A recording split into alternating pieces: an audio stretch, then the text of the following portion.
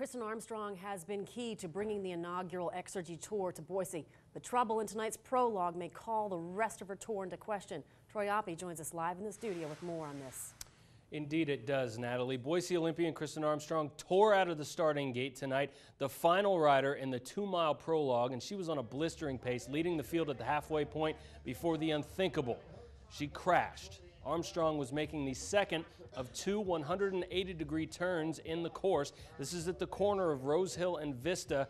She lost her front wheel. After spending about 10 to 12 seconds on the ground, Armstrong got up. She finished the race in 11th place, only 8 seconds back of the fastest time of the day.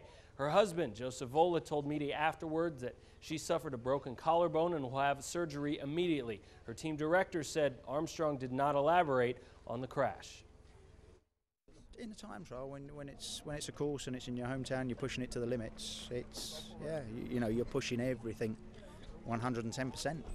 You know, and I haven't got a clue what happened at all. She hasn't told you anything? No, she hasn't told anything. You know, it's a shock, isn't it? You don't expect it to happen, but it does happen. It's bike racing. The prologue was supposed to be a time trial, setting up the order heading into Friday's first stage of the Exergy Tour. But for Boise Olympian Kristin Armstrong, it could also be the last race of her professional career. The 2008 gold medalist in the time trials at the Beijing Games was on a blistering pace and looked like she was about to break up the Canadian party on top of the three top spots in the standings.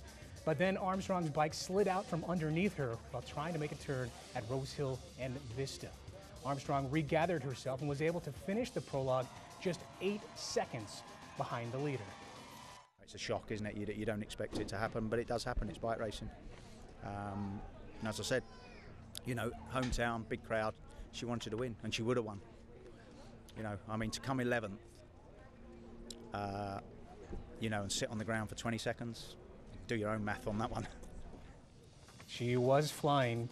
Kristin's husband, Joe Savola, told reporters Kristin broke her collarbone and will have immediate surgery. Obviously, she is done for the rest of the Exergy Tour, but won't rule out the London Games, which is why she came out of retirement in the first place.